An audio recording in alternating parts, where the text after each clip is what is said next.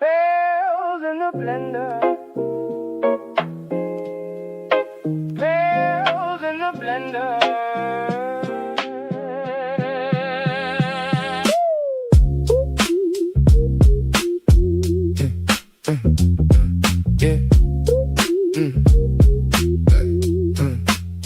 From the dome to the court, we come alive. Red in the seats, feel that surge inside. When the crowd get loud, they shift the room. One run, one stop, and the whole thing bloom. Keep it clean, keep it true. Home floor shine when we come through. Every bucket count, every stop we chase. New Orleans pride, all up in your face. Bells in the blender. Turn it up, win on this. Welcome to another episode of Pels in the Blender. It's your boy A. Davis coming to y'all on this Wednesday morning.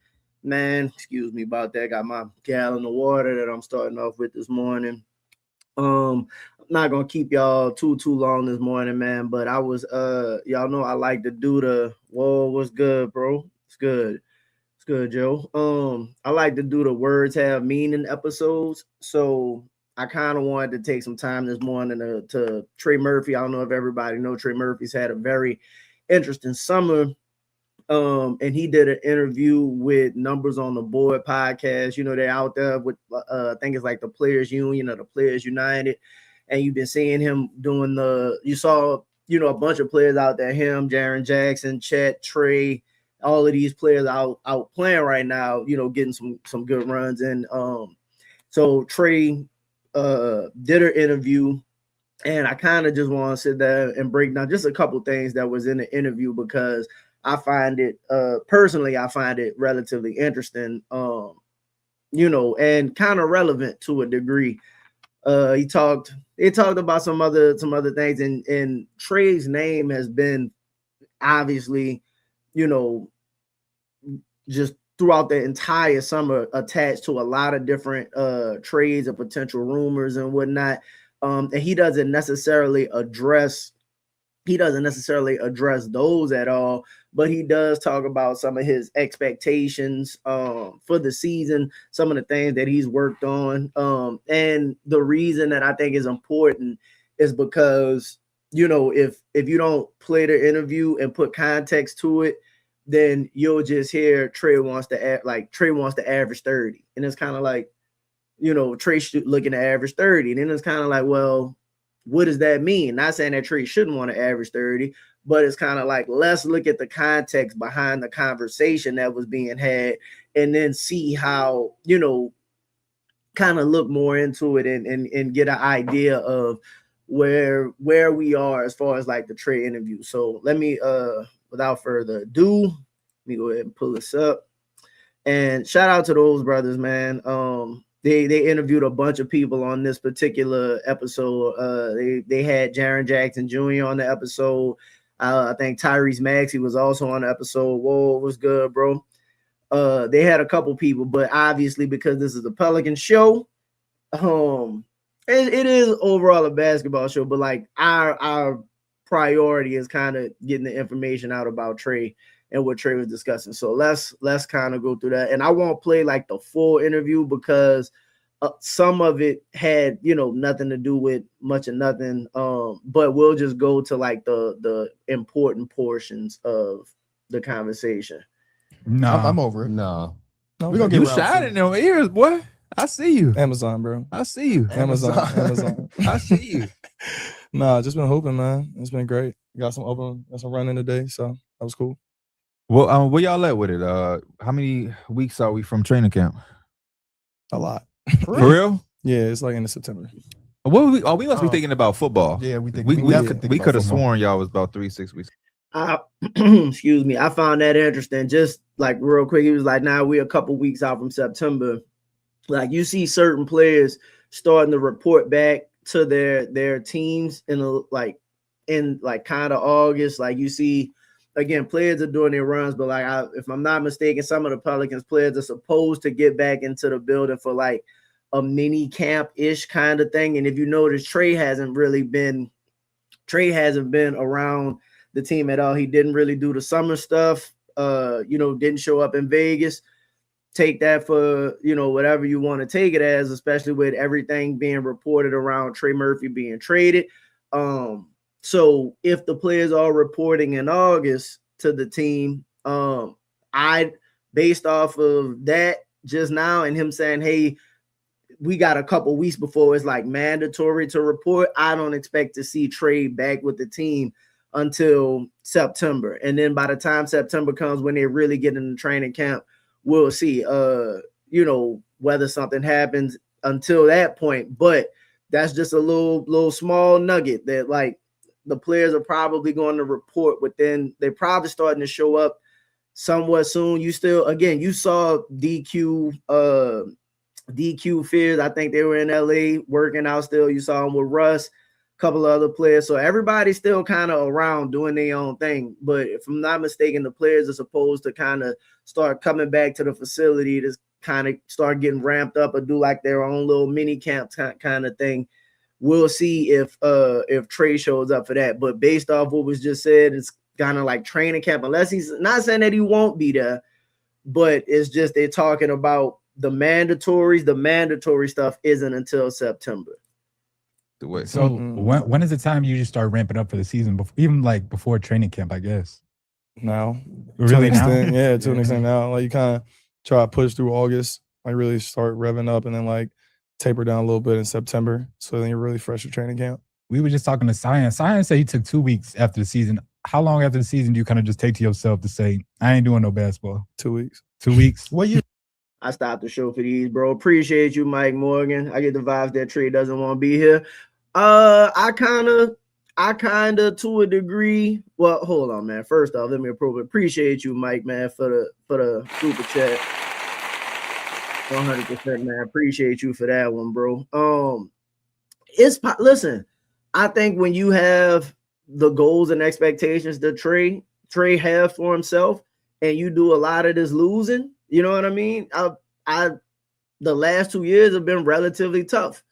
And then when you're around a bunch of other places, and then everywhere he goes, if you think about it, all of the other NBA people they talk to, they probably tell him, hey, you probably should look to get out of New Orleans. You probably should look to get out of New Orleans. And things haven't really been smooth since Trey's been here. So I'm not saying that Trey won. Well, I'll say this. Trey may prefer to go somewhere else. But that don't necessarily mean that that's the way it goes, right? Like, because again, there has to be a deal that makes sense to move Trey. So if that's not the case, sometimes your reality may be you might hate a job, right? And we all as regular people might understand this. You might hate a job and you might want a different situation. But sometimes that don't always happen right away. Things have to fall in a certain kind of way for you to move on to the next place. And things change at said job. Like there could be things that, in my opinion, who knows? It could be a unfixable situation for Trey. But also, if Trey is able to reach some of his personal goals, if the team is able to start doing some of the things that we all want as a team to do, become more competitive, you get better coaching, you get a better front office situation, you put more of a sustainable situation around them, then it's possible that, those feelings can change. Like, and it's two completely different types of players. But if we remember, bro, Kobe Bryant was publicly asking out of LA. No, we not moving you. And you saw that end up working out. Like when you're losing, bro, it's a tough situation. It's always tough when you're losing. At the same time, things can be fixed if you show, in my opinion, I think you have to show that you prioritize certain players. And then try to do the things that matter as far as like, I do think you need to have like a clear vision for certain, like Zion. I think you need to have a vision for what it is that Zion, like the team moving forward. For Trey, I think you do need to have a certain vision for like what the team is going to look like moving forward, what it is we're going to try to do. So to your point, Trey might not want to be here, but that's not necessarily always. You might not want to do something, but you're a professional, you under contract. we value you as a player and your talents and what it is you do for this team. So like, I can't just give away a player like Trey Murphy, in my opinion. So appreciate you for the 2-piece, Mike. But I just think we all, as of right now, I think we all need to come to grips with, hey, this is the situation we're gonna be in, and what can we do to maximize this situation? One, either maximize it while you're here, and then if it is a situation where you know, an opportunity comes for you to maybe go elsewhere, like, you still have to do your part in that as well, and you still have to play well, you still have to, you know, be a professional and do your job. But again, it's possibly unfixable, who knows. I personally believe that if the front office does certain things, I think winning and being more competitive kind of makes everything a little bit better. That's just me. This is for you. Going in 6. Going to 6. Yeah. What's your goals for next season for you? What would a perfect 30? season look like for Trey Murphy? 30, right? 30. 30. 30. 30 what? Points per game, Okay. obviously. That's what you shoot for sure. For But sure. yeah, I'm trying to win, bro. I gotta get back to the playoffs, man. It's been since my 3rd year and then 1st year. I know obviously last 2 years it goes great, but I want to get back to the playoff bump. Want to win games, want to be an all-star this year, get to 30, all that stuff. So Let me stop it right there. So like, again, when we talk about like the 30, right? He didn't initially, they said, what's your goals this year? And the other dude shouted out 30, right? So then it's kind of like, yeah, I mean, of course you want to shoot for those kinds of numbers at the end of the day. Like, everybody wants to, it's not like Trey was like, man, I'm trying to average 30 this year. I'm trying to whatever. And then even then he clarified and was like, yo, that's what you shoot for, right? And that's kind of what you want to hear. But I like that Trey's verbalizing like his goals, man. And he sounded, when he, you know, said, man, I want to win. Like, to me, that's why I think the situation in New Orleans is a fixable situation if you're doing everything you can to win. Like, right? Like, we're not talking about trying out lineups that is more so for development. It's like, no, we're healthy. Are we playing the best players that give us the best opportunity to win games? If you're not playing well, can we put the people in that give you the best opportunity to win games, right? And if you're doing all of those things, if you're giving yourself an opportunity at the playoffs, I think those things fit with what it is that Trey Murphy's goals. So like, I ain't mad at Trey being like, I want to win, I want to be in the playoffs, bro. Your first 3 years in the league, right? He's going into year 6 this year. Your first 3 years in the league, you made the playoffs year 1, right? And you had a competitive playoff series year 1. Even though y'all lost, y'all played the 1 seed. Okay, cool. That's cool for a rookie. Year 2, y'all made the play-in. You ended up losing in the play-in. Year 3 was, you know, y'all were down the stretch. You started having one of your best seasons. And again, in my opinion, I think if they don't bring BI back a little bit early, I think you got a chance of getting the 6th seed and winning that last game against the Lakers, but you end up having to go into the play-in, and then, you know, ultimately you go into the playoffs, and Zion gets hurt in the play-in game, you end up losing, and then the last 2 years, the last 2 years weren't ideal. Everybody got hurt one year, and then last year you thought you had a chance, but you were still waiting on DeJounte to come back. The rookies got drafted, the coaching was fired. So last year was and I'm not trying to make excuses, but I understand, like, your first 3 years were relatively successful. The last 2 years have been a shit show, right? You want to win. You want to be competitive. That's how you become an all-star. That's how you accomplish the goals personally that you want to accomplish. So I think Trey has been putting in a lot of work. Like, he wanted to become a starter. I think obviously we know he's a full-time starter. I think he wants to pursue being an all-star.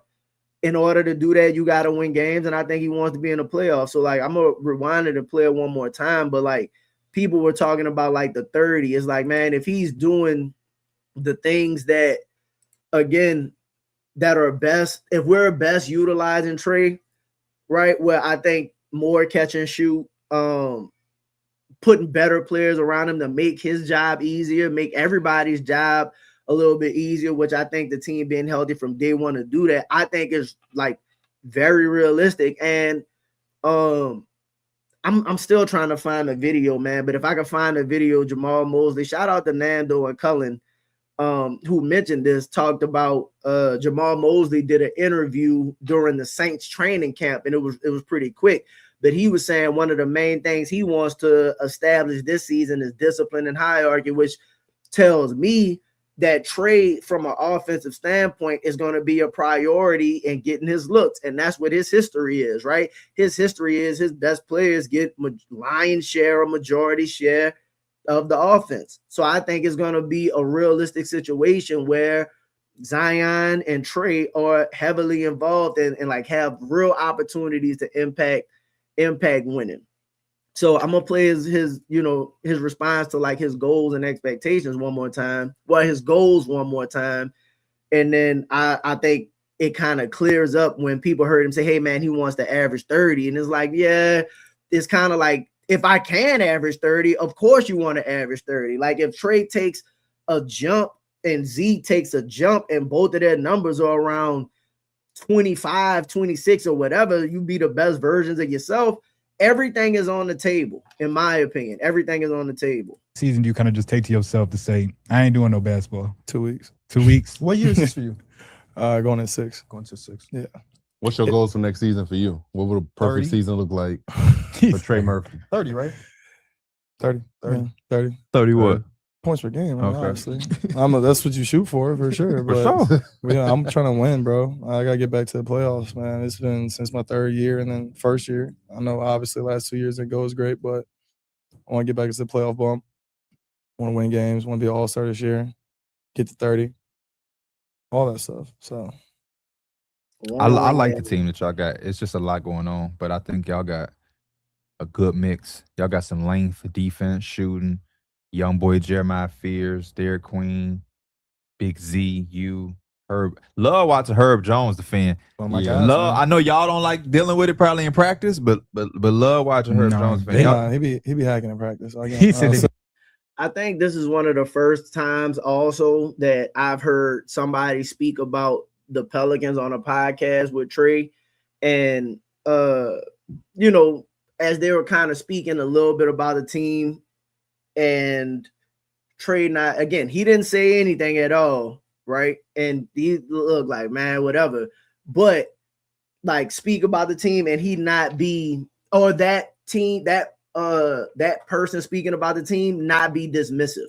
That's the shit about Jeff Teague, them pod that kind of like pissed me off a little bit to a degree, because it's kind of like he was like, yeah, man, if you was in a better situation, you would be whatever if you were on a better team. And it's kind of like, yeah, but you also got to hold people accountable for being a part of why those teams win or lose as well. And then, everybody's in different situations to a degree. So they all real ballers typically don't do clickbait BS. Exactly. So it's just kind of like as they talking about the team, is kind of like, look, man, I know y'all might have some stuff going on. The last 2 years might not be ideal. It's like, but y'all got, y'all got some size, y'all got length, y'all, you got some stuff to kind of work with. So that's the part that I was appreciative of, that they weren't just dismissive of the roster and the talent and whatnot on the team. he be hacking in practice. I think you can't got- lie to you. I think you got to hack a little bit. No, when you defend. definitely do. The first got time to. he actually guarded me was probably my 2nd year summer, because all first year we're on the same team. Talk about, or, like, Herb we weren't really playing Jones each other in defense. practice in the summer. So, Everybody coming here saying, just want to get better all around. But it's one thing that's this was important as well, in my opinion. He's asking like, what is Trey trying to get better at? So the part I just fast forwarded through, he's just talking about Herb Jones defense. Just how and Herb Jones is boy, but he was just talking about Herb, Herb and his defense to a degree. Not saying anything about Herb on the team, but just like, Herb really got some straps. So and shout out to Herb, bro. Herb has been known as a league-wide great defender for a while. So I'm hoping Herb, because I know I talk about Herb. I'm pretty hard on Herb, but I hope that I think Herb's gonna start the season here. I hope Herb could get back close to what it was that he was doing, being impactful as well. But let's move on. He's talking about what Trey is actually trying to get better at and what it is he's doing moving forward in the season. I mean, this off season.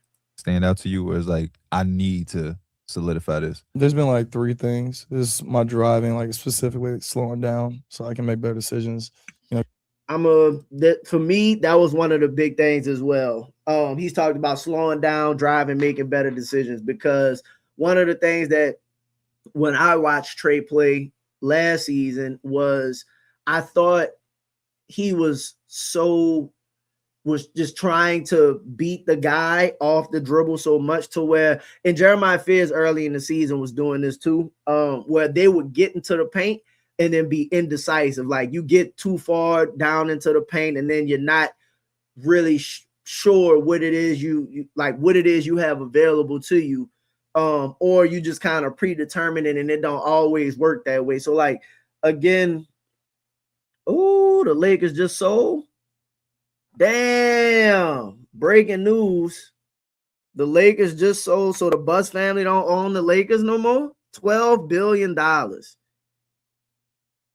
Los Angeles Lakers are being sold to American businessman Josh Kushner and Bob Iger for a record-breaking price, $12 billion. Damn. Kushner and Iger were involved in the expansion process in Las Vegas, but a stunning turn, they pivoted to make a purchase for the Los Angeles Lakers. Woo! Woo! Boy, Jerry Buss probably rolling over in his grave. Damn, they pivoted to make an aggressive offer to buy the Lakers from Mark Walter, who had purchased controlling interest in the team from the Buss family last year. So, damn. I think that is Disney's Bob Iger. Let me double check. Ooh. Yep. That's Disney's Bob Iger. That's interesting. That's interesting, man. Breaking news this morning. Los Angeles Lakers sold $12 billion. So I wonder what that means for the expansion moving forward. Ooh, boy, these NBA teams going for just again, man. I guess it's a lot tougher to run these teams, but when you could, make that's way more than life-changing money, obviously. But I'm just saying, if your organizations go for billions of dollars, it kind of makes sense. You buy your organization and then you take your check and then you roll out. I wonder what kind of offer it would take for Gail to sell the Pelicans. Like, obviously, you wouldn't get nowhere near as much as what the Lakers sold for, obviously. But I think, maybe they evaluated at maybe $3-4 billion, something like that. I wonder what it would take to get Gail to sell. But that's neither here nor there, man. Again, Trey Murphy was talking about to go back to the premise of the show. Trey Murphy was talking about one of the things that he wanted to get better at, which was driving to the goal, being slowing down. And I think that's a good goal for him. I think that's something that's going to truly impact his game, because again, if you can they have to be more, they have to, again, value the ball more. He has to be able to get more opportunities for himself.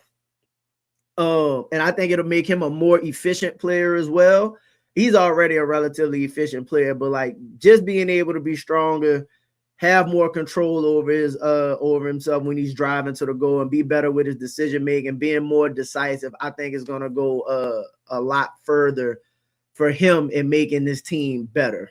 Get the mid-range shots, post-ups, and then obviously just working on my body. Like end of the year, like 205. Right now I'm at 225. So and I feel really good. Like this is good 225 right now. We getting you back in the dunk contest? No. I'm not worried about that. But he said like mid-range and post-ups. Personally, I know some people talked about like not wanting to see Trey shooting like mid-range jumpers, but I think Trey gets, I think it's too easy right now to take Trey out of the game sometimes, especially with like the offensive players that we have, the way we've been playing offense around him, right? If you have like certain lack of shooting, you just put somebody on Trey, and he's talking about like size being more, being stronger and whatnot.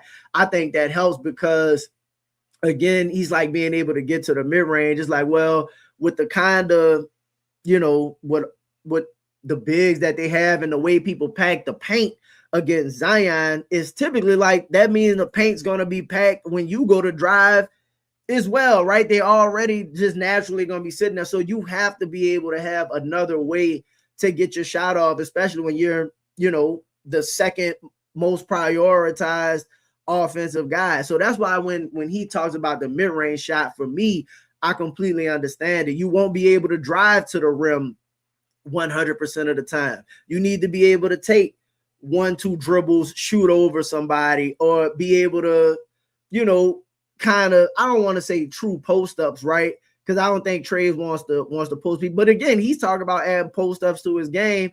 If he was to add again, you saw Sadiq Bey be able to post up and be incredibly effective. You see all of the players of Trey's size be able to take advantage of the size as well. So it's kind of like, if he's trying to add those things to his game, one, I'm not mad at him being better as a player. I just want to see him be able to do it. But I just want to see how he utilizes those, because if you remember, right, like Chris Middleton, for example, when he was playing off of Giannis, was able to, catch and shoot the three, was able to create his shot in the mid-range, was able to do a bunch of different things that kind of diversified his game and helped expand the game for his team. So like, if he says, I want to work on some mid-range stuff, 100%, man. Appreciate y'all. Appreciate you, Zilla, man. Make sure y'all hit that like button, for sure. I just think I'm not as down on Trey adding the mid-range game, because again, if it's just we run you off the three-point line or you got to shoot from 40 feet away and we can take you out of the game, then you need to be able to have more tools in your tool bag. Again, one of the issues that we've had with Zion is kind of like, man, if you could just shoot that mid-range, like, all right, we know you're dominant getting to the paint. We need you to add something else. We know Trey can shoot the three relatively well. We know he can shoot from further out.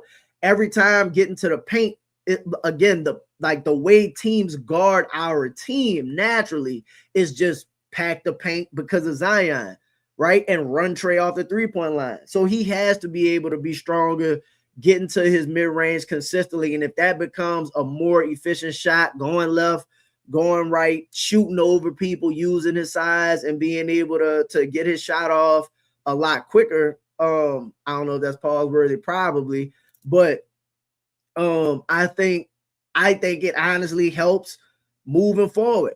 So I'm not mad at him for working on those things. I think all of those things that he mentioned, if you just think about it, when you watch the games and the things that our team struggles with, those are exactly the things that I personally need him to work on. Not to mention, and then just being stronger naturally, like, will make you a better. And I think all of these things are like being a better defender, being a better rebounder,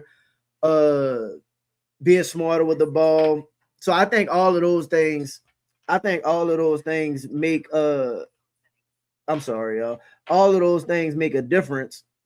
But I think those are things that you can just, I don't think you have to work on. I don't want to say have to work on, but like rebounding is going to be effort and a team scheme kind of thing as well, right? The decision making, that's something you can work on. Being able, like, again, you're a primary offensive option, bro. You can't be limited to just catch and shoot. So you have to have other things you can do, right? When you are driving to the goal, that make you a better finisher. When you are having another tool to be able to get to the mid-range shot, some things that make you, harder to guard consistently. And if you can do those things, you don't even have to do them all of the time, right? You just have to do them enough to where when people try to take away your primary shit, you have something that you can fall back on that you're confident in that they gotta respect. So it's kind of like, damn, well, he could do this also. It's like, well, I can't play him the way that we've been playing him before. So then it just changes everything. Now you got people not knowing what to expect. This don't necessarily work all the time. You got to create a completely different way that people have to guard the team. And then, you just expand the error, the margin of error and the possibilities that you have to win games. Never. Talk to us about that. What is that like? Yeah. And why does everybody? Okay, Terrible. tell us why. Because everybody has this. I don't use it a ton because Drew Hanlon is my Trainer. and he uses it. Normally he just clips Clip it for everything. you, yeah. So it's like, why would I do it myself? And I'll just tell you. But you're using it though. Yeah, absolutely. Yeah, no, right. I watch film all the time. You think it would be So that's also interesting. I'm gonna go back a little bit for that. So they're talking about using Synergy, the Synergy app, and watching film and stuff. How often you use your Synergy? I don't use it a ton because Drew Hanlon is my trainer. and he uses it. Normally he just clips Clip it for you, everything. yeah. So it's like, why would I do it myself? And I'll just tell you. But you're using it though. Yeah, absolutely. Yeah, no, right. I watch film all the time. You think it would be important for podcasters also to be watching film and using Synergy? Y'all get on here and say y'all opinions about stuff and don't be watching no film. So yes, I think it's very important for people to be. Listen, this is it. I'm gonna go back a little bit too. This the shit that I be talking about, right? He talking about podcasters not watching film and whatnot. Get on there and talk. Like, bro, I can't speak for anybody else, but I'm consistently watching games, right? Like, I go back, rewatch the old games before I talk about like said player, I'll probably watch multiple games of like what it is we're talking about, what they're doing. And I do think that that's important, which is why, like, again, for like the people that follow Chaz, shout out to Chaz, right?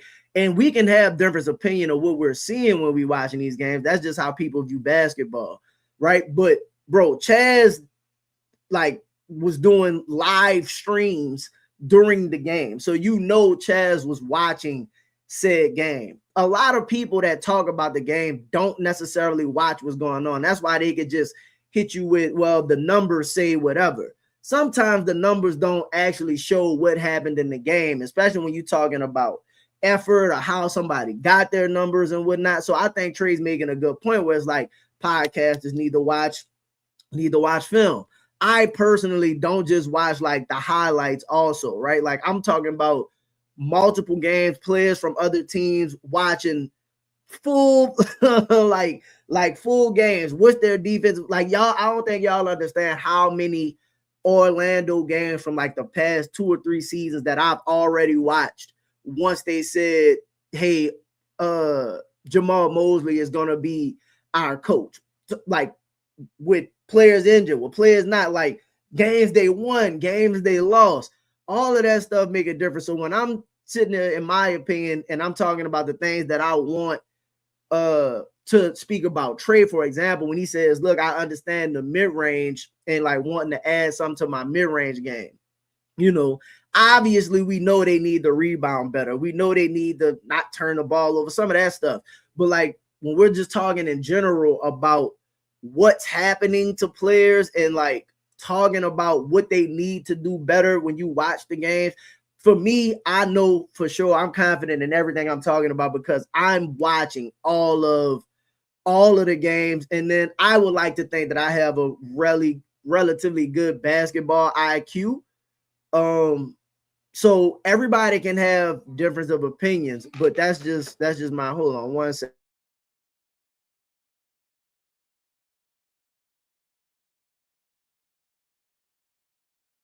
I'll close it. My bad, man. I got my little man with me today. We last day for him before he go back to school. So, he get this last day of summer vacation before it's over for him. But I just think that that's very important for like podcasters and people that talk about the game. It's like, if you're not actually watching the games, I can't really hold your opinion like to too high of a standard, in my opinion. Like, it's just,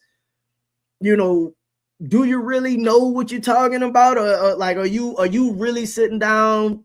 Don't give me just a plus minus and analytics. Are you really watching what's happening out there on the floor? So that's kind of how I feel. Watching film and know what they talking about. Been trying to encourage some of our co-hosts because people that use Synergy, we share an account, so you can see the activity and so lack thereof in some areas. I just feel like because I know y'all talk about what y'all gonna talk about before y'all get out here. Obviously, correct. Shit. Sometimes we just pull up to the show and be like, "This is what we got." Sometimes, but most of the time, yeah. But if you're gonna have such passionate and strong opinions about people, but you don't even know the game, then it's like, how can I really respect what I'm saying? A while ago, we was doing the 25 under 25 list. I'm gonna fast forward through this. And your name came back up. This and was forth 2 for a years while ago. about this. Yeah. Correct me if I'm wrong. If I'm wrong, let me know. At the crib. Yeah, go find that. But the sentiment is you had two fighting for you to. Thon started the rest of 2 years as a walk-on. I refuse to believe he's 6'8". I'm telling you, bro. I'll play some good basketball, so I'll get a good job when I'm done playing. And kept growing. Got first thing I want to say to you, sir. All right, so that's pretty much it for that was all of the important stuff in my opinion for the Trey Murphy interview. What's good, bro? Appreciate y'all. Make sure y'all hit that like button. So in my opinion, I thought Trey Murphy did a oh no, I knew what I missed. I fast forwarded through a part. He was talking about them coming to New Orleans. I think it was 185 pounds. Okay, got the weight up. Then he's talking about his size. His Army, Rider University, Furman, Rice. He like 6'11". Because now it's like he was doing all of that at 6'9". Yeah. Real monster. Hold on, y'all. How you get up? How you get to going through trying to figure it out? How you get to Rice? I always want to ask that. How you get to Rice? Good, bro. It was a recruitment process like. Y'all gotta forgive me for a second because I'm trying to get to. There's a couple things he's talking about, like his weight. Basically, he was like, "I'm 220 right now."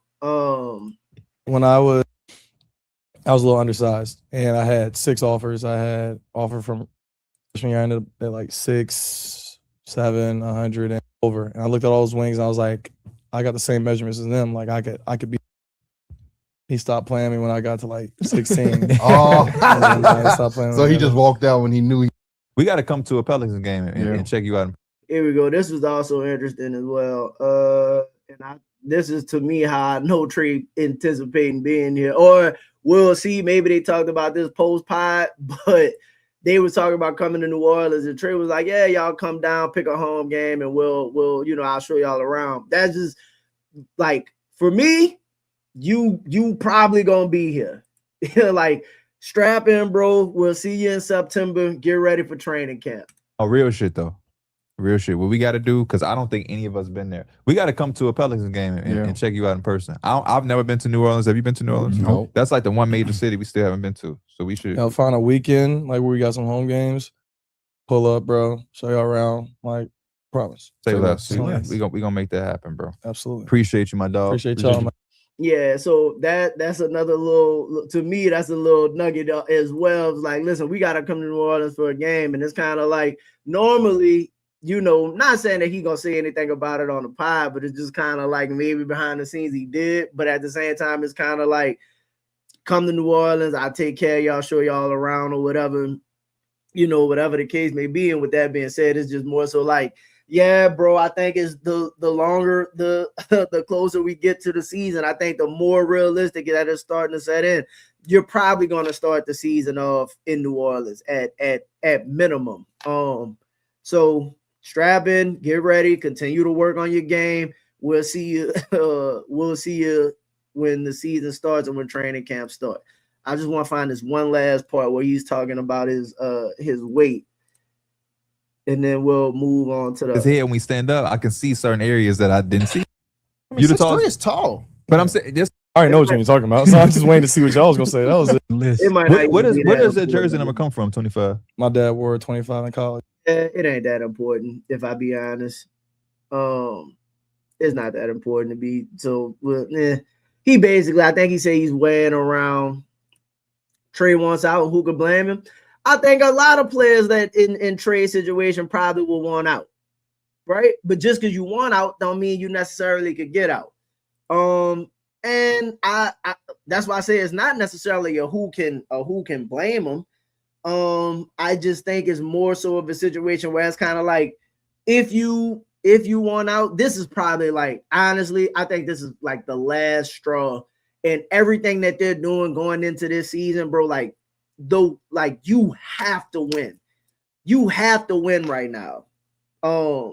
That's basically, in my opinion, what it boils down to. It all boils down to, are you doing things to help you win games? Because if you go into another season and you look like you did the last 2 years, if I'm Trey, right, regardless of what might be going on behind the scenes, and I might have, like, you know, even if he may have requested a trade or not requested a trade or whatever the case may be, he hasn't publicly said anything. So if he publicly comes out, but again, if you're losing, like, again, at some point you kind of have to, right? Like, I don't want to be in a losing situation, bro. You heard him talking about wanting to win and get back to the playoffs.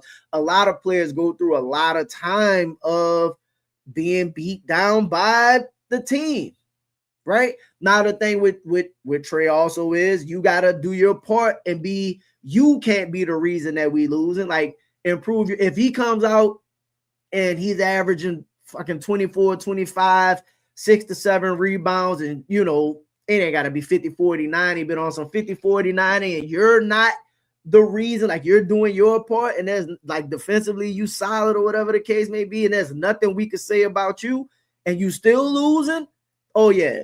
You know what I mean? Oh, yeah. Like, nah, get me, like, I want better for myself, which I understand. So we'll see. The problem may be that Trey has overachieved and can't live up to being a 2. So this the thing. Maybe Trey, and I'm not saying, I personally don't believe in order to win that Trey needs to be your 2, right? You can continue to improve your game and be the best versions of yourself.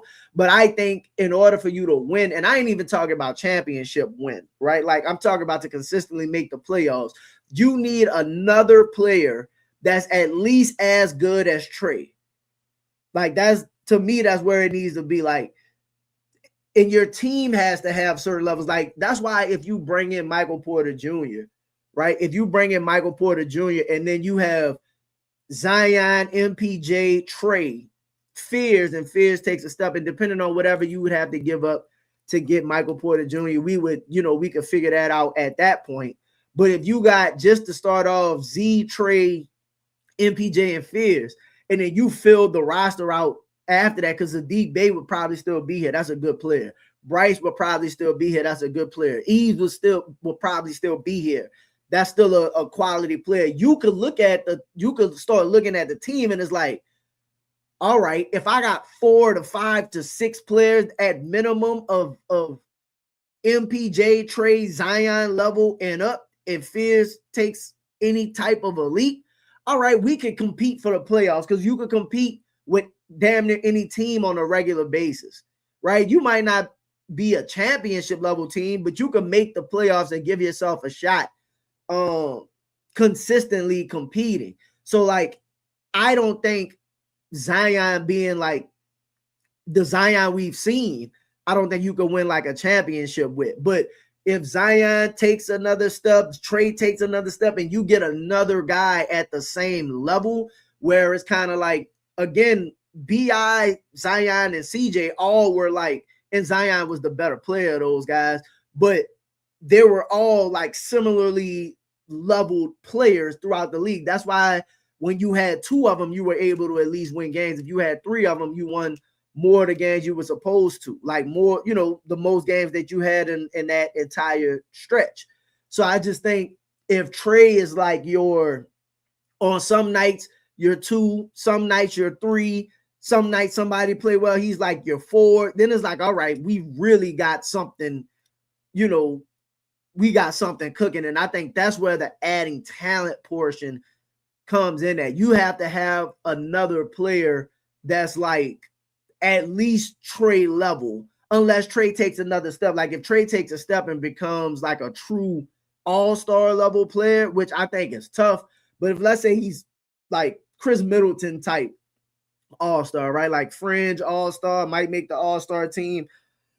Consistently Brandon Ingram's level of a player, like then I think you'll win more games. If you can get another guy similar to that, you'll be good enough to be in playoff contention 100%, in my opinion. So that's just kind of where I'm at. I think Trey did a really good job, in my opinion, to just, when you talk about the goals and wanting to win, like, of course you want to win. I'm glad he still have the desire to want to win. You hear Jeff Teague at some point start talking about it after a couple seasons, like, man, this losing shit, like it's whatever. You don't care no more, right? So just having the drive to want to win, to want to compete, to want to be better, right? Like adding to your game, like all of that. Like you still want players that want to do all of that, in my opinion. And I think that's why for me, I'm just not moving Trey personally. Like I know they're whatever behind the scenes, but like, we're going to have to fix that, bro. Like if everybody else think you're this valuable and my goal is to compete, I am not moving a player like you.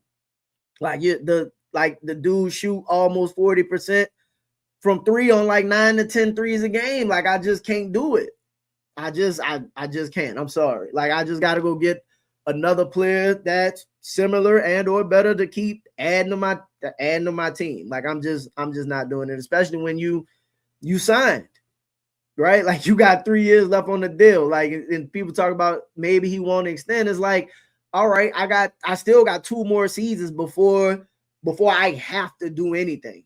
And 3 at best, if I just let you walk as a free agent, depending on what my team look like. So I just think it behooves everybody to come in and do their best to make this a more successful run.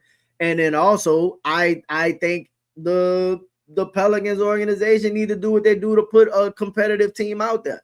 I think the team going into this season is on paper should be more competitive than the last couple seasons, just on the strength of you got a better coach and you starting the season off healthy. So that's just that. I know me and Chaz did.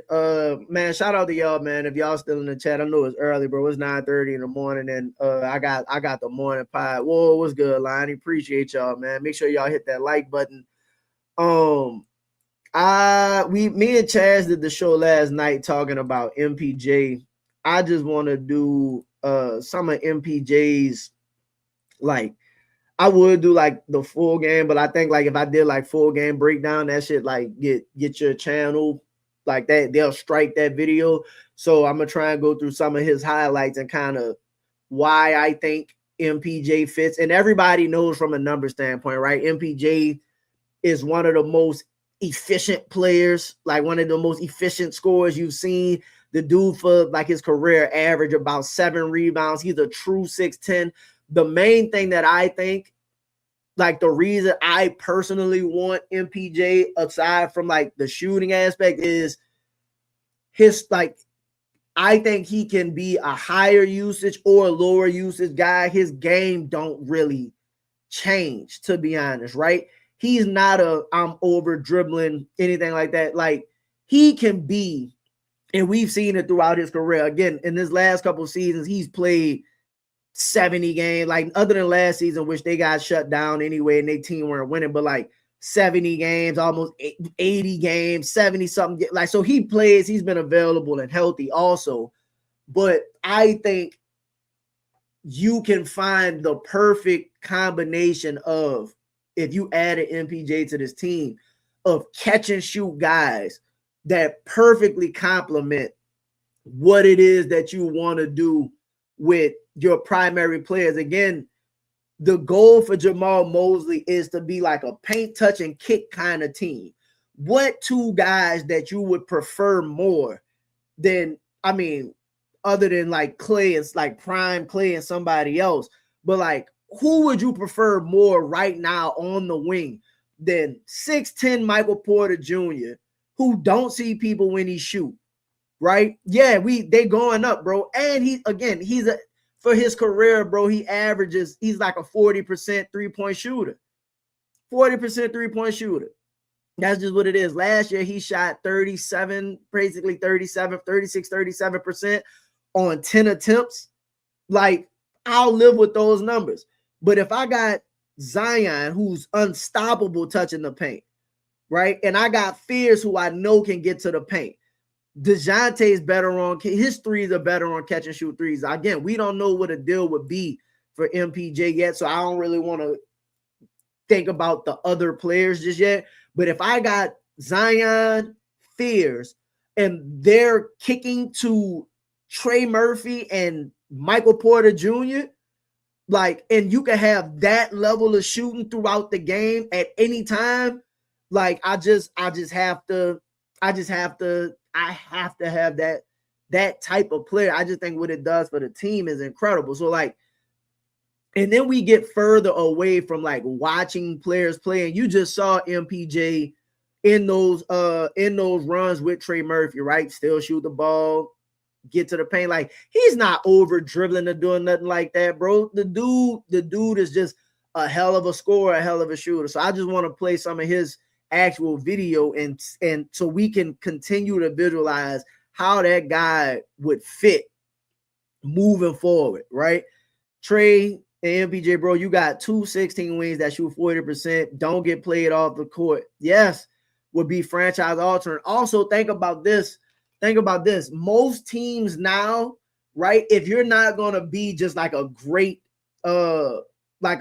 defensive team or something like that, most teams now, the Pelicans have issues with is you just don't have size in general. Like, you just don't have the, like, Zion is a shorter player, right? Herb Jones is a good size wing, but he's not fucking 6'10".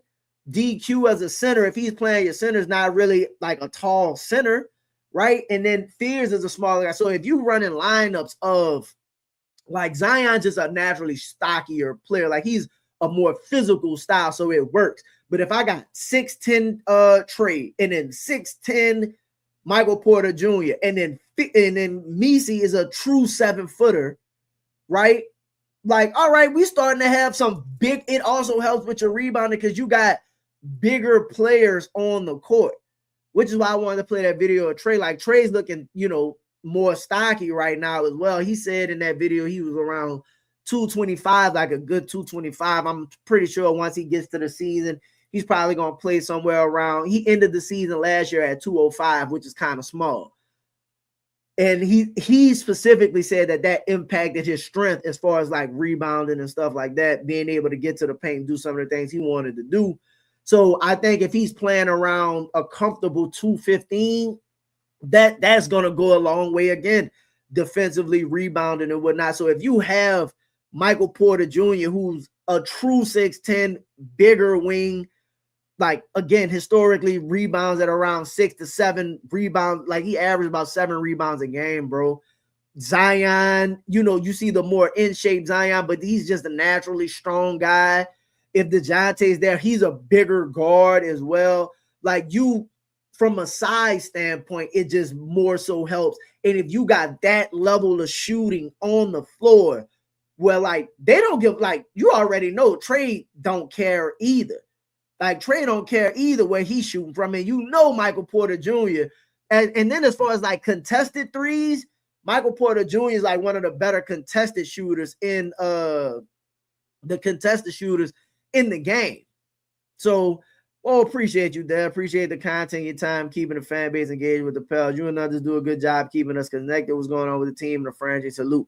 Man, I appreciate you too, though. I appreciate everybody that's tapping to these shows. And listen, I know I drop shows. It don't know what it's 9:30 and it's 9:45 in the morning, bro. So appreciate y'all for even showing up for these. Like, it makes a difference when you're going through the show and engaging with the show as well. Make sure y'all hit that like button. Absolutely. So I just want to go through some of the MPJ film, man, so you could just see like don't let this opportunity where if he's truly available, I don't think we should let this opportunity pass.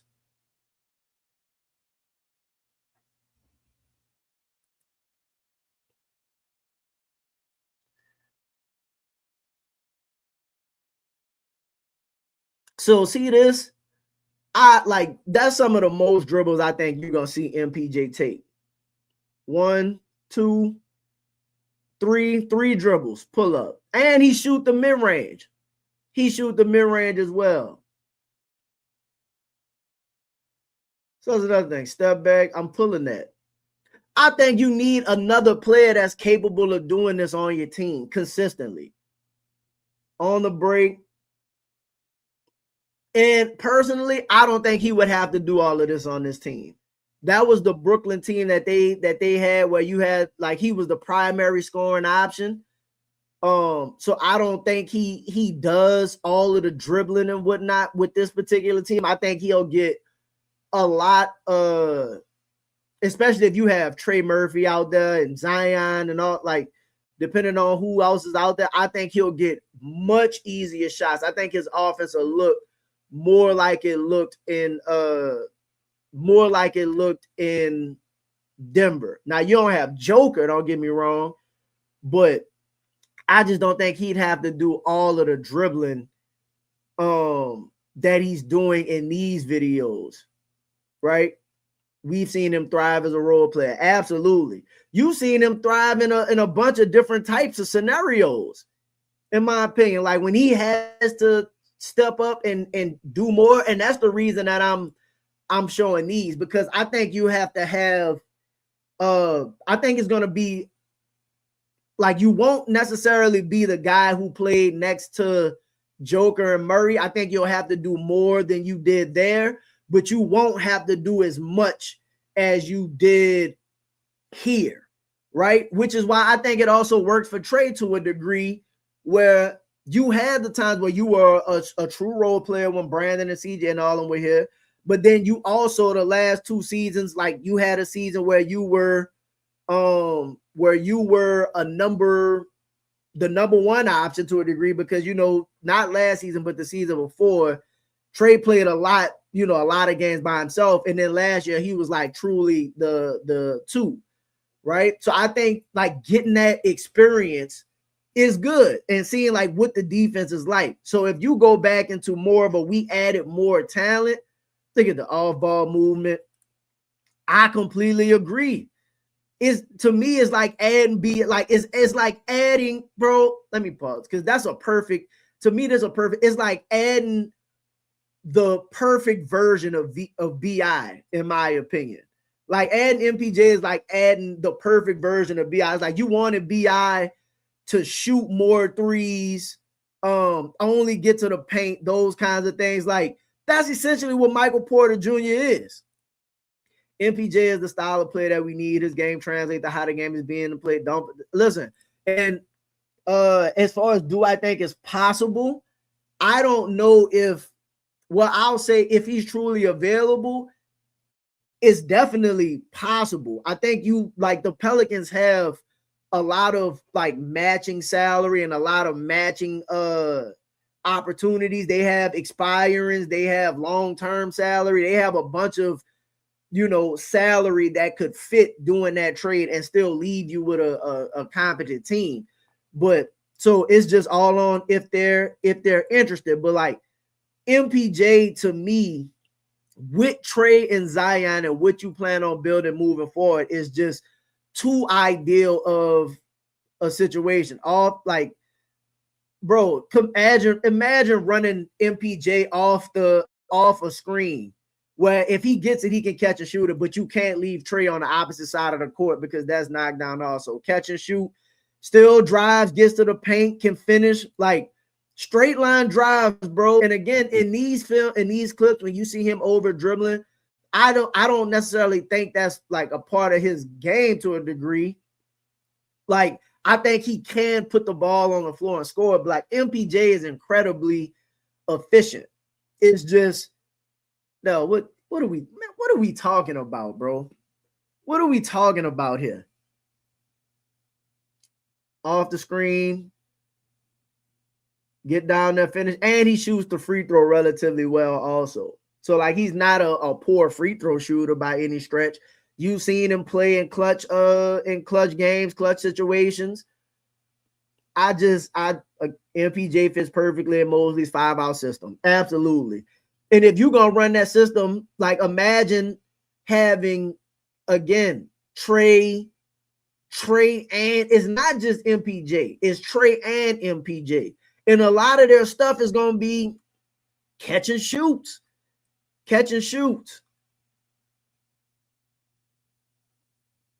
Turn, bro. And he's also a tough shot maker. So that's another thing you need as well. When it's like end of the clock situations, you got guys that you can throw the ball to that'll make a tough contested jumper. You know what I mean? Like, isn't afraid of the moment. For example, a lot of people talk about like Jordan Poole situation. It's like JP is a very unique player, but talking about like shot selection and stuff like that. That's the reason I'm even bringing up Jordan Poole. But the thing that makes it different is like MPJ is 6'10", right? 6'10". So like even some of the bad shots he shoots or some of the contested shots is like, bro, he don't see nobody.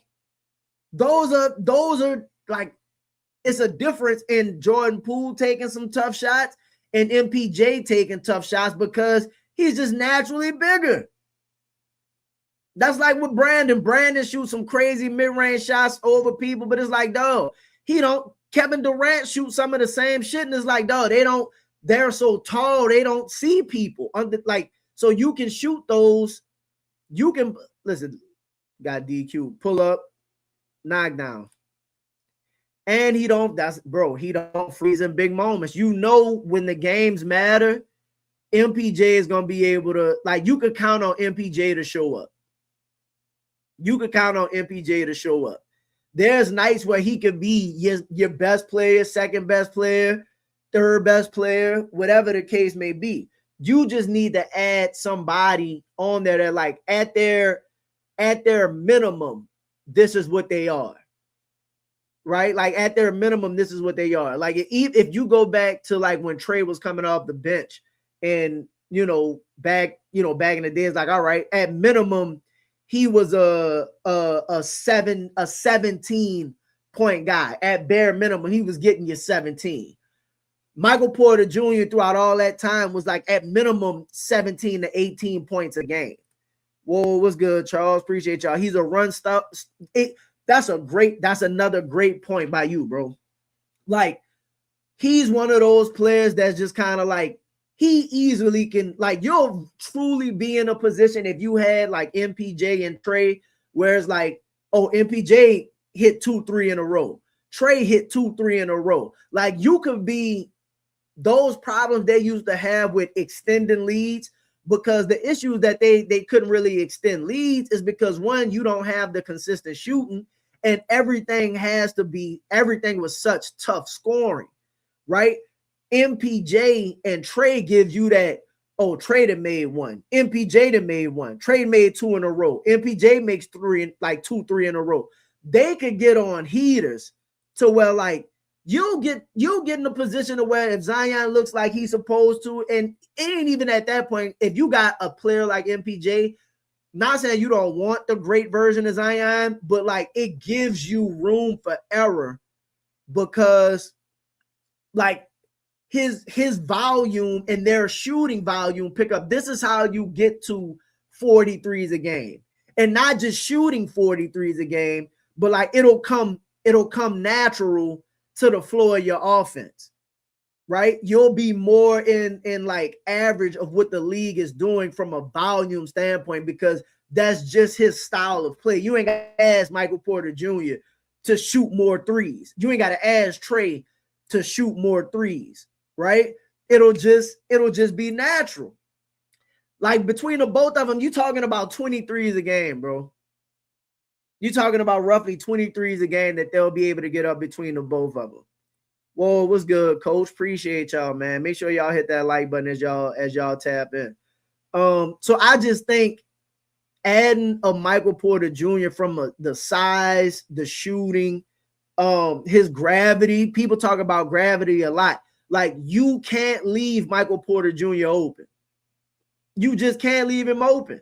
you can't leave Trey Murphy open, right? So if you have to hug both of those players and they're tough shot makers, right? And they're better now because of, again, Trey's better now because he's had to see top defenders, right? Like he's better now. These last 2 seasons, he's had to see some of the best defenders on teams. Michael Porter Jr. last season has had to see some of the top defenders on teams. So that makes you a better player. Now, when you go back to a situation where that shouldn't be the role that you're in, you can't, like, most teams won't be able to throw. If you got Trey and Z and MPJ, bro, you realistically, you don't have a third defender that could guard one of those guys. So now you truly a matchup issue. And that's not even to mention if Fears comes along. Like you shouldn't have a fourth defender to be able to like consistently guard those guys. Now, like you just consistently on a game-to-game basis, this is what you wanna see. B.I. has the ability to oppose his will for wins. Trey has not shown that in years. So this the thing is not, I think is more than just being able to like impose your will. I think it's just being in the right situations. Like B.I., if you watch B.I. play, like B.I. uses his size as far as like getting to the, like his pacing, getting to the mid-range, shooting over people, stuff like that. Right. But last year, Toronto was still a really good team, a good defensive team as well. Like you had Scotty Barnes out there and you had RJ Barrett, which is similar to where RJ Barrett is a scorer, as a bucket. He's going to draw attention to the defense. That helps. Scotty Barnes is probably the best player on that team, does a lot of different things. So like, again, when you talk about like the level of players, that's at least 2 other players at damn near, and then not to mention Quickly and some of the other guys, but like that's 3 or 4 players damn near at Brandon's level.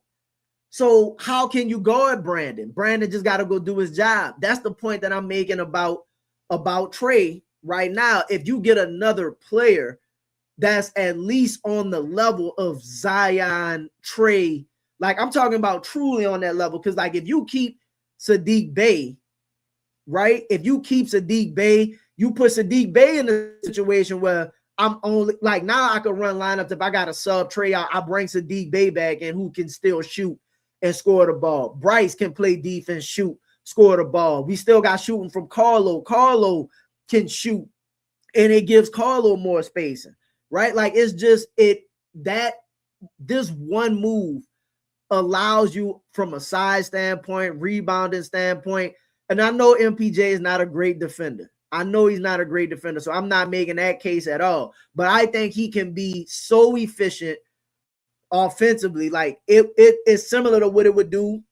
What it would do with is like playing Trey. And then I think you as a whole, you figure out playing team defense collectively and you get the right center. You let Eves protect the paint and help. And I think you could be better in transition.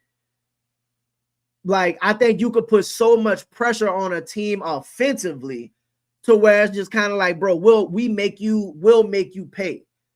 Like we'll make you pay for fouling. You'll be in the bone. Like it's just, I just think. And then when you watch the film, look, 1 catch, bump, too small. He could have shot that mid-range, like 2-3 dribbles or less. And again, these highlights, he dribbled more. And I'm a actually go back to some of his come on, bro. Come on, bro. You don't have another player other than Trey right now that can do this. And then realistically, he shoot like Trey shoots some contested threes and some contested twos, but Michael Porter Jr. is a better contested shot maker. As a contested shot maker, it would be the most shooting. It would be the most shooting that you could have around. Like it's the most shooting you would have on this team probably ever.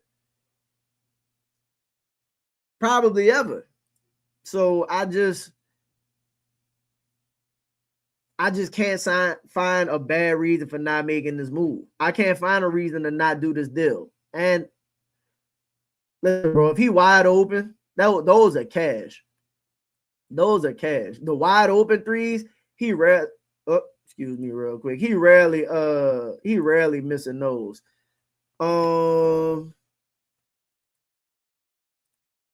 Why would Brooklyn do this? The reason we talking about this is because as of right now, they're not it's looking like they won't be able to come to an agreement on an extension. So if you can't come to an agreement on an extension, like I don't think they will want MPJ to walk for nothing.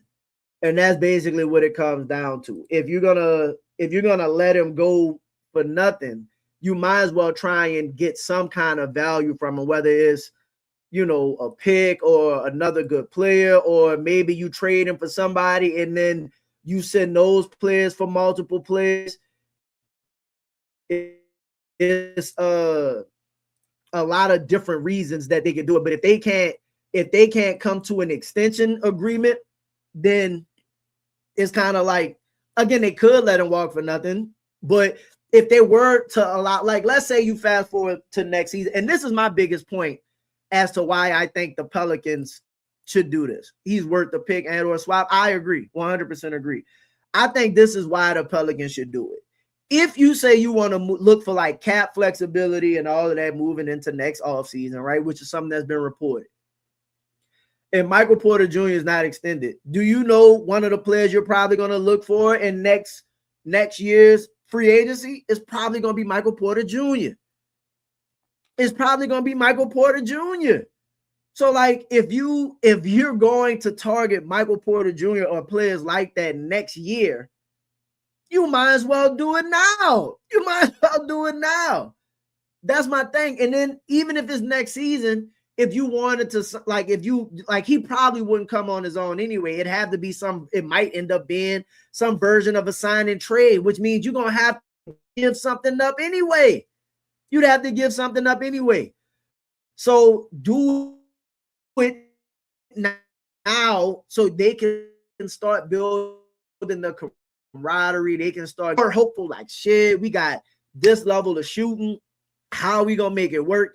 He's not a crazy usage kind of guy, incredibly efficient. I just think it makes the most, again, like we said, it's something better than nothing. Makes sense. That's where I'm at. Will they do it? We'll see. If we can finesse MPJ and Peyton, man, I'm interested to see what's going to end up happening with Peyton. I don't know, but we'll see. He might also bring some sort of professionalism to the franchise. Maybe because MPJ been talking crazy lately, so we don't know. But at the same time, the one thing I know about MPJ, and this is what fits Joe Dumars, he is going to show up and play. Ain't no BS when he on the court. The off the court stuff, whatever, he's been available. And I know a lot of people talk about like he quit last year because he came out and said once he didn't make All-Star, it was like he kind of punted on the season. Again, their season was relatively over, but that's just kind of real. It was like, look, I ain't make the All-Star. My season was relative, and I think he wanted to make All-Star to kind of like add some more accolades and whatnot. Joe D need to put the shiesty on, bro. Listen, there's players out there that like would make this very appealing, because if Peyton Watson signed a qualifying offer, again, he's probably going into free agency next offseason. But if Peyton Watson signed a qualifying offer, I wonder what Denver would do. But I'm I'm interested to see if him and Duran sign a qualifying offer, what happens. Because the moment they sign a qualifying offer, I know I'm calling. Because if I could end up getting Michael Porter Jr. now, being able to extend Michael Porter Jr. and then find a way to also maybe again get Peyton Watson, like everything becomes more available. You just kind of got to wait and see. But if it's true that they're having issues and not looking at some kind of long-term extension for for Michael Porter Jr., and that makes him more of a realistic option, I just think you got to do it. So also last, and then I'm gonna get y'all out of here on this morning, man. Appreciate everybody for tapping and make sure y'all hit that like button. Is these are Michael Porter Jr.'s Denver highlights, right? And how different I think those, because from a play style standpoint, I think it will look somewhat in between of what was Denver and like what he had to do in Brooklyn. So let's just watch some of those real quick and just get an idea of what it is, because I want to go back to that first play. Okay, there you go. Off ball movement. That's a tough three. That's a tough shot. Where is he? Off ball, cut. Just cut, layup. Finish at the paint.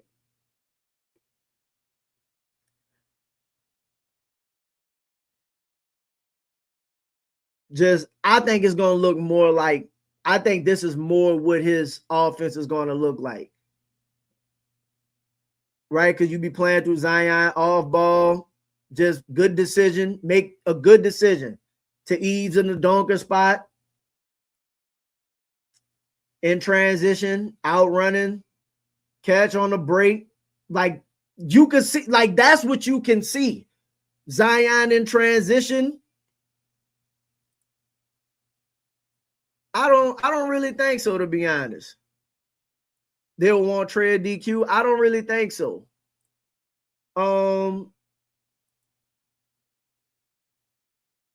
Again, and that's why I think you make it pick incentive. His off-ball movement alone. Exactly. I think you could do the Michael Porter deal without giving up Trey. You might have to give up DQ.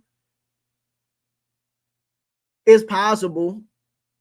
But again, if you ended up having to give up DQ, like it's not necessarily anything about Derek Queen, but it's more so like you have to give up good players to get good players. That's kind of where I'm like, you would have to give up something promising to get a good player. So I'm not giving up Trey. But again, look how much less you'd have off ball catch, get it back.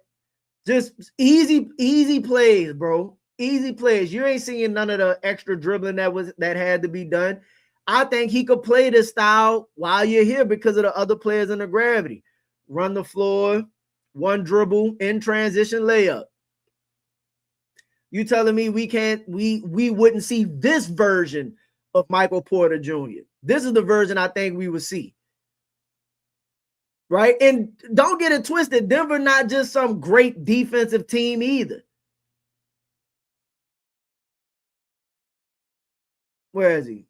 Spotting up. 1-2 dribbles. You got to pay attention. Think about that's probably the third defender guarding him. Look at him against the Pels. Swing roll, pick and roll, cut to the goal. Easy plays.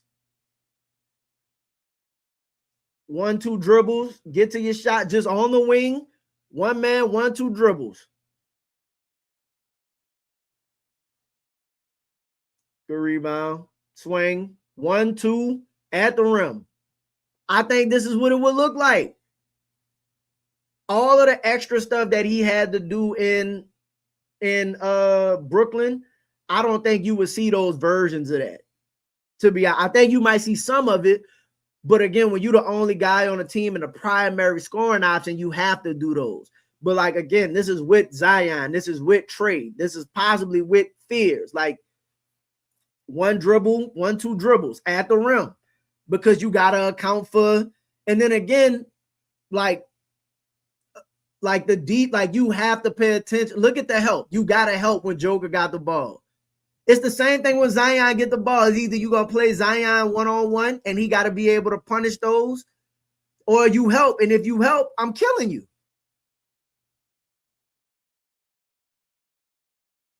So like you just can't tell me that if he's truly available, you watch some of these and think about your team and what you could do if you paired him with Trey and Zion and say, no, I don't want that guy. I don't want that guy. Off ball, 1, 2, at the rim. I'm a true 6'10". I shoot. Drive. Pick up 1, 2, mid-range. Get that rebound, put it back. Oh, yeah, I rebound. Also, don't forget I rebound. Out in transition. Oh, let me get those. Still athletic enough to finish. Screen. Bro, what are we talking about, bro? Look how much easier your offense can become because you could run that with Michael Porter Jr. You could run that with Trey.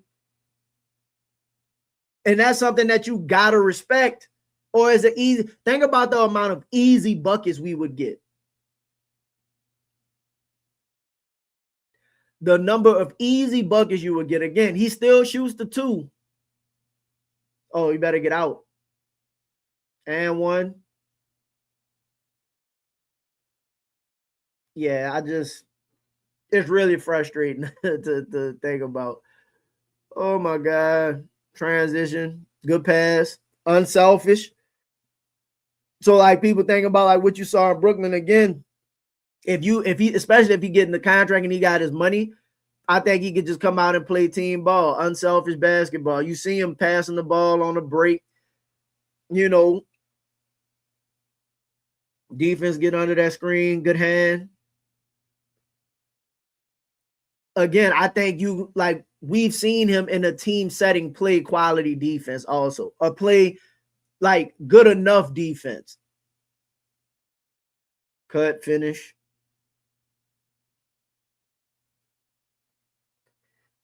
Get out on that break.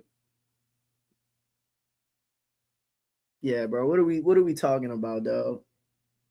What are we talking about? Sprint. Lob. Oh, there you go. Finish at the rim. Anybody that's going to argue against this, I just don't understand it. I just don't understand it, especially depending on what it is. Unselfish play. Unselfish basketball. Like has played winning basketball. Zion got joking efficiency as well. And look, bro, listen. And then you've seen Zion be a hub, right? Like you have versions that can draw and kick. Zion, one of the most double players in NBA history.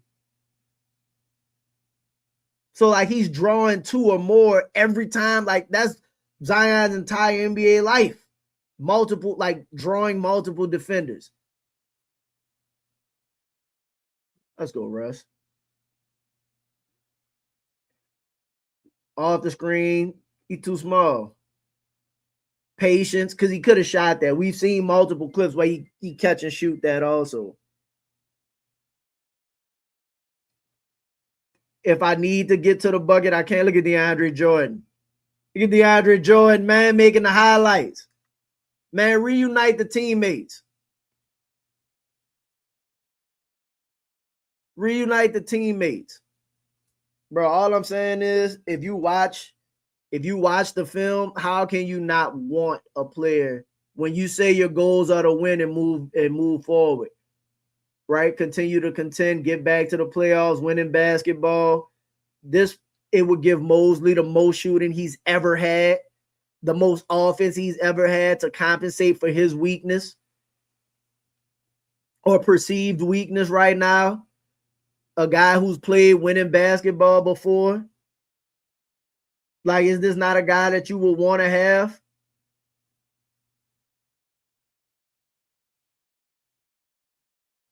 I think it should be a priority. And then if you need to focus on something else, right? If you just like, all right, we need now at that point, you just kind of like hope somebody becomes stars, but then you can focus on whatever else you need to focus on. You draft players that could continue supplementing And maybe you look for the right kind of center. Who knows?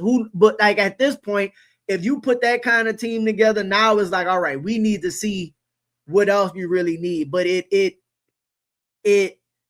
helps compensate for your weaknesses so much. Like you can the amount of shooting you could put on the floor at separate times in the game consistently is just I can't do it. Whoa, what's good, Ivory? Listen, you picked what's good, bro. You picked the perfect time. You picked the perfect time. I've been preaching the MPJ gospel. Listen, until he signed the extension and not do it, I'm like, the two players I want the most above anybody else this offseason, in my opinion, or at any point, is MPJ and Khalil Ware. Khalil Ware is a lot more undoable. It's not likely, but if MPJ is truly, I don't know if you could be better than San Antonio, but I think it would make it easier for you to contend. I think San Antonio just got so much as far as like high-end talent. They still got players that haven't even played yet, but it'll take a draft pick multiple years to be this good. Exactly. And you may never draft a player that shoots it as well. And like from an efficiency standpoint, like you may never draft a player with Michael Porter Jr.'s measurables.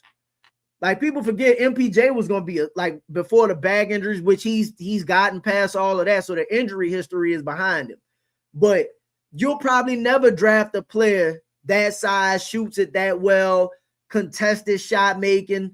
You see again, off ball, 1-2 drip like that, just perfectly fits what it is that you want to, the style that you want to play, fits your coaching style.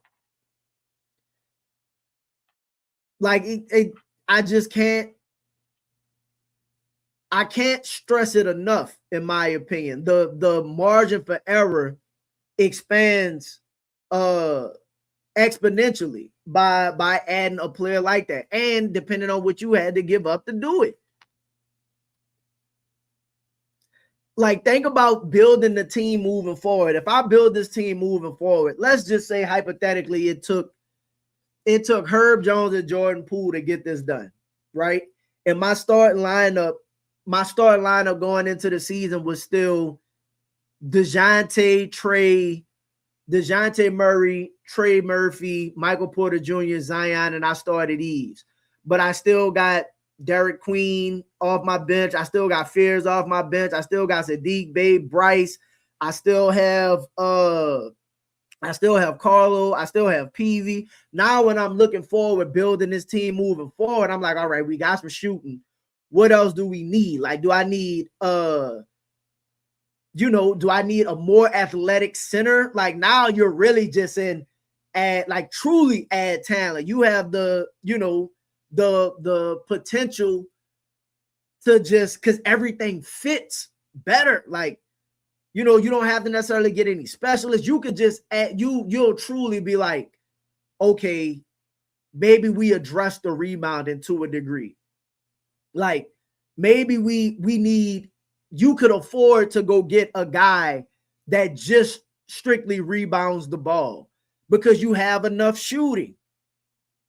You have enough shooting, enough people that could score the ball. You have enough scoring, right? Maybe I just need a defensive big. I'm not even really sure, to be honest, like off the top of my head, who's just a true, look at that, bro. Smart basketball player as well. Off the court might be an issue. I don't even truly think off the court might be an issue because, again, if you remember what Joe Dumars said when he first got here said, I ain't really worried about that if you show up and play. Which why when people ask why would he want to come to New Orleans, I think that's the perfect reason to why. Listen, man, we ain't worried about what you're doing off the court. Show up and produce. Show up and produce. His cutting ability would pair well with DQ. His space and gravity will optimize Zion. His shooting would open up Missy as a lethal lob threat on pick and roll. He would easily maximize your starters. Appreciate you, IC. He would maximize your starters. He would maximize your bench. I personally think, like, to the DQ point, it would give Derek a better opportunity to be the better version of himself, possibly having, imagine running an offense with DQ and you got MPJ and Trey Murphy out there. Like, there would be no reason that you couldn't, as far as like the cuts to the lane and whatnot, like the defense would truly have to play honest. And then a lot of people don't think about it, but look how different, and that's why I wanted to show both highlights. Look how different the highlights from Brooklyn look and the highlights from Denver look. Same player, but I think he could fit more into the role because of who you have. I think this is more naturally MPJ's game. Like, I'm not here asking MPJ to come be the best player on the team. I think you want him to be equivalent to or one of your best players on the team. Like a true balanced big three where the skill sets fit, right? That's what made Golden State so, like, obviously Steph was incredible, but you can play a Draymond type player where the offense wasn't really there because you have such high quality shooting from Steph and Draymond. From Steph and Clay consistently.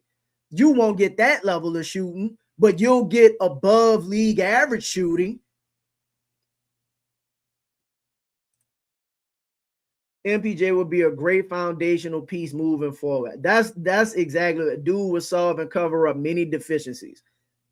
This is maybe the most important.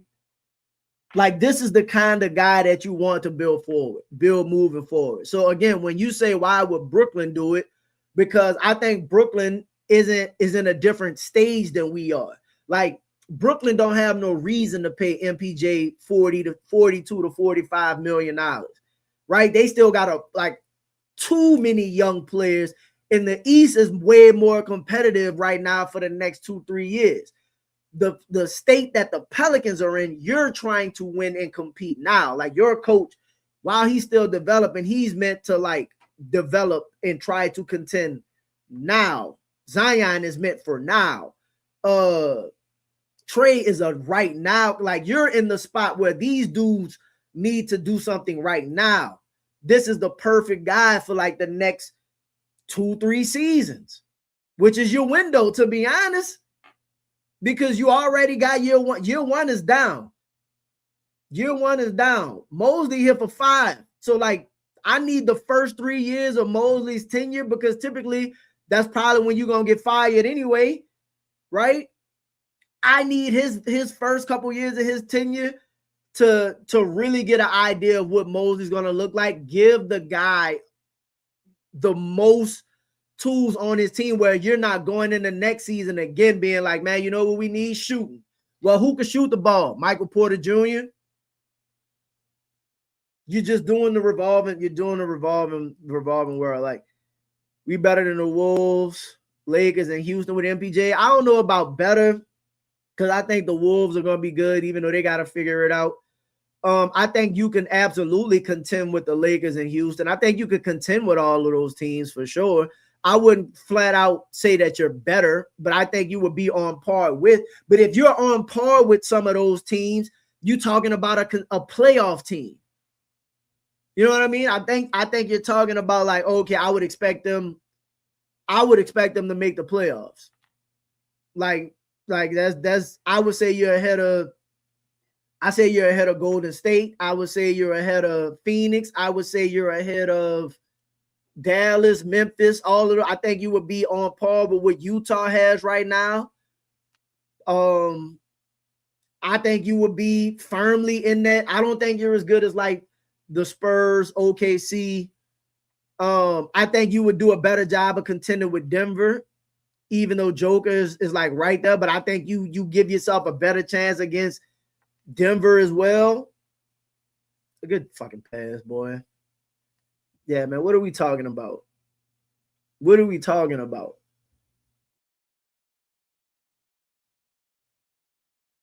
contest. contest on the live, out in transition, running the floor. And again, the biggest thing with MPJ, in my opinion, man, is you've seen MPJ consistently play winning basketball. Most of his career was winning basketball, playoff series, high leverage moments. You know what I mean? And there's not many times where you said MPJ didn't show up, right? Did not show up. That wasn't really something that you associated with Michael Porter Jr. And then come playoff time, he typically shot the fucking lights out.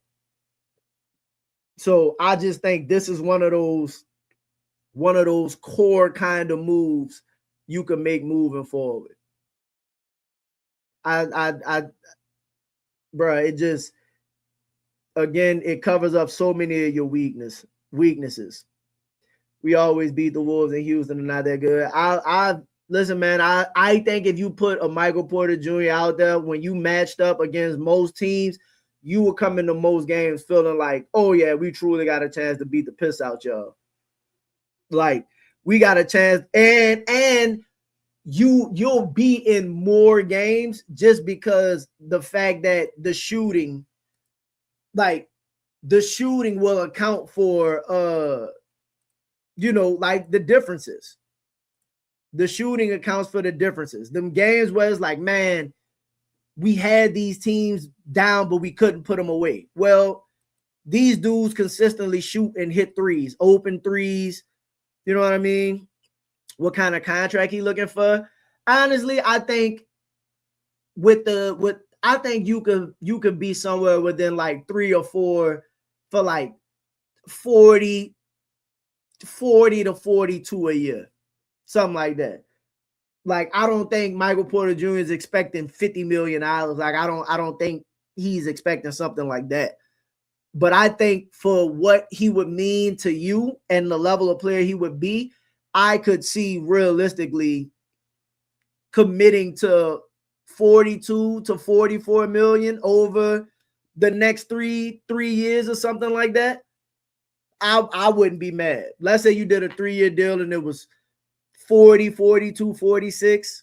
Okay. Or 46, 44, 42, 40, somewhere like that. Like, I'm not mad. So if I would put it on, the level of player he is, what I think he does to cover up your deficiencies, where I think you want to be moving forward, depending on who you move, you still could technically not necessarily be a tax team moving forward, doing some of those kinds of deals. And if you are a tax team, you still have available pieces that you can move. And then also we talked about, like, think about it from this aspect. If I think Zion's going to earn himself an extension moving forward next year. But if you are in the situation where Zion ends up you have to move Zion or you have to move Trey, you still have with like doing the Michael Porter Jr. deal, like, he still fits. Like, again, I'm not moving Trey personally because, and the reason I say it is because Zion's on a non-guaranteed next year, right? So if you don't extend Zion, and then now I still have shooting that I'm not worried about. I got Michael Porter Jr. I still got Trey Murphy. That helps with Derek Queen and Jeremiah Fears and whoever else you draft in next year's draft, right? And I think Michael Porter Jr., because of the skill set, is always going to be a player you can move. I don't think people are going to have issues with trading for Michael Porter Jr. And if you end up having to keep him, he scores and he shoots and he does it in an efficient way. So that's kind of where I'm at with that, man. But that's going to pretty much do it all today. The schedule drops Thursday for the NBA Pelican schedule. So y'all already know I'm going to do a episode breaking down the schedule, talking about going through all of the games. So be on the lookout for that. I don't know what time it drops Thursday, so we'll see. But I'm gonna do a full schedule breakdown and ideally what happens. But I ideally will see how that goes. let's see. Trey does an interview after Joe does an interview saying no deals were good enough. Come on, fam, you don't want to see it. Trey agent set that interview up immediately. Well, I don't really want to say that. Trey was probably already going to do, I think Trey was going to do that interview anyway, because again, all of those players that were out there are doing those interviews, right? So I don't necessarily think it's like, oh, Joe did that, so then Trey set the interview up. It's like, no, he probably was already scheduled because they were just doing the runs at the players union thing. And Trey is, congratulations to Trey. He's one of the representatives now for the players and the players union as well. So I think Trey was automatically going to do said interview. Again, Trey had already done a podcast with those guys previously. So I don't think Joe's interview is directly tied to Trey's interview. And then also in Trey's interview, like, he didn't really say anything about not being on the team or anything like that, or he didn't say anything disparaging about the team. The only thing Trey said in the interview, if you want to talk about it, is just basically like, listen, man, I want to win. I want to make the playoffs. I want to compete. So it's kind of like, all right. And even in Joe's interview, and this is the only thing that I'll back Joe up with to a degree. I still, while there's moves that they could have made, I still don't see the move previously, like other than like Khalil Ware at some point or something like that, the move that you just would have been like, oh, all right, that's a knockout move. Or like, I'm willing to give up picks for said move. Like, we like Sabonis, but would you give up picks for Sabonis? I don't want to give up a pick for Sabonis, right? And again, if Michael Porter Jr. is available, that's if Michael Porter Jr. is truly available, that's the guy that you like, okay, I gotta have that guy. For example, Peyton Watson don't have the track record. Peyton Watson don't have the track record. And then, like, it's too difficult of a deal to try and figure out how to get Peyton Watson. They in the second apron. They want multiple picks for Peyton Watson. You still gotta give him the extension. Peyton Watson is not as good as Michael Porter Jr. Like, he helps with your needs, right? He helps with some of the things 100%. It won't be as much to get, I don't think, but it might be more because of the situation he's in. If Michael Porter Jr. doesn't extend, like, that's Michael Porter Jr. to me is the primary guy that you should want for this team moving forward. Even more so than like Jaylen Brown, because with Jaylen Brown was about to make $60 million, right? $60 million. Michael Porter Jr., that's not Michael Porter Jr. money. For a efficient, a guy who fits every, like, again, size, rebounding, shooting, one of the most efficient shooters, played on a team that won, history of winning for the pedigree. Like, it's just, Michael Porter Jr. right now is the player, in my opinion, that checks every box for what you said you want. And if he is available, and that's my only caveat, if he is available, and we don't know what it is that they want for Michael Porter Jr., if they're like, look, we're gonna figure out a way to trade, because as of now, they've been trying to figure out an extension, right? They've been trying to figure out some kind of extension, and maybe they just, fall away or whatever, which I understand, because if I'm Brooklyn, I'm like, dog, why give you 40-something million? Like, I can't, like, why do that? So, like, I understand. So if you could turn Michael Porter Jr. into like a pick and a promising young player or something like that, like, then you do it. You do it. I'm not sure. I'm not sure, to be honest. I'd have to go up and go look that up. That's something that I'll make sure to remember for next episode, though. Appreciate you for that one.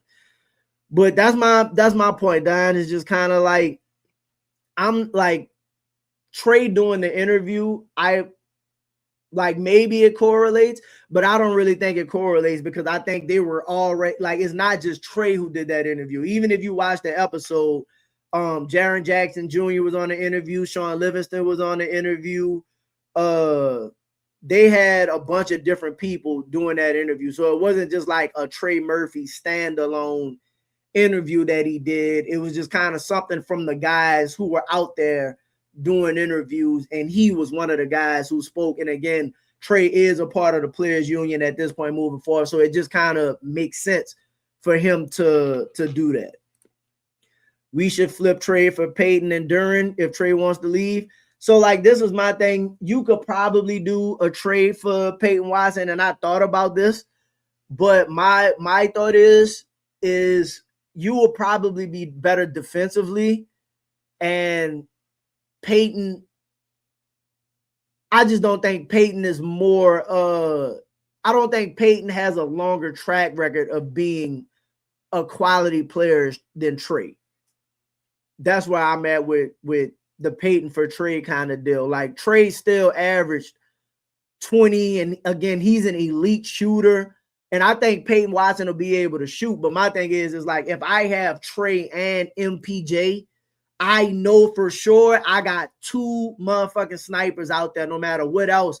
Snipers and players that can score the ball. Because at this point, Trey is more than just a shooter, right? Trey still can score the ball. He's still athletic and whatnot and do all of that. And Peyton does a lot of that as well. But I'm just saying, I have more of a proven track record of Trey being able to shoot the ball. Now, maybe they'd be willing to do it because defensively, Peyton Watson is, another beast. So maybe they consider it from that standpoint. And I wouldn't necessarily be mad at it, but I'm just saying as of right now, I don't know if I do that. But again, if you get Michael Porter Jr. first, then it's something that you could put on the table. If you don't get Michael Porter Jr., then like I don't think that move helps you as much. Like let's say they were willing to do that, right? Trade for Peyton Watson, but you don't have Michael Porter Jr. Now you just don't have the amount of shooting that you would need, in my opinion. You would be in the same situation moving forward. Getting Michael Porter Jr., like Michael Porter Jr. and Trey would be two of the best wing shooters in the league. Like that's just what it boils down to. There's not many wing shooters in the league at deep threes, contested shot, like contested threes. Like, and they both say they got size. Like it just makes your roster work a lot better. So for me, I hadn't seen an offseason target of the level of Michael Porter Jr. yet. And if he is available, again, that's the guy you go get. And like people talk about moving DQ for him, it's like, well, if you had to move DQ and salary, right? Not DQ, but like I look at DQ as like multiple picks. You probably would have had to move multiple picks to get a player like Michael Porter Jr. anyway. So it still breaks even to me. Like it breaks even to me. So that's just kind of where I'm at. We don't need that trade. Is true. We don't need that trade as well. That's just kind of where I'm at, though. So, man, I appreciate y'all so much for tapping into the episode. That's gonna do it for me today. I will get out of here, man. I'm gonna get y'all out with the with the full video. Shout out to Fist of Black Star. You heard me typically tap into the show. You know what I mean? It was kind of like, yo, if you gonna play the outro, play the full video. So that's kind of what's gonna do, man. Make sure y'all hit that like button, share the stream, become members of the stream, man. Become members of the channel always.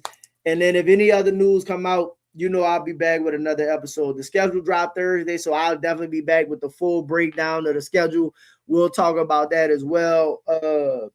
And then we'll kind of go from there with any other Pelicans news or any other NBA news that we find interesting. So that's gonna do it for me. A Davis, Pels in the Blender.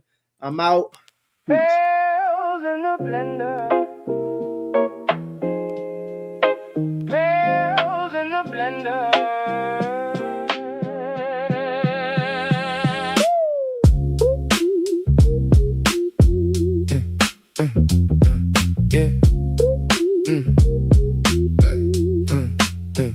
From the dome to the court, we come alive. Red in the seats, feel that surge inside. When the crowd get loud, they shift the room. One run, one stop, and the whole thing bloom. Keep it clean, keep it true. Home floor shine when we come through. Every bucket count, every stop we chase. New Orleans pride, all up in your face. Bells in the blender, turn it up, turn it up. When on this floor, that's the real stuff. Bells in the blender, home court heat. Bring that light, bring that heat. Mardi Gras colors on the sideline wave. Every hard-earned bucket got the town brave. Bench too deep in the tempo tight. Fourth quarter pressure, still we ready for the fight. This city loves winners, that part is clear. When the final horn hits, we want cheers and yeah. Keep it clean, keep it true. Home floor shine when we come through. Every bucket count, every stop we chase. New Orleans pride, all up in your face. Bells in the blender, turn it up, turn it up. When on this floor, that's the real stuff. Bells in the blender, home court heat. Bring that light, bring that heat. Cool in the air, fire in the chest. One city, one squad, we want nothing less. When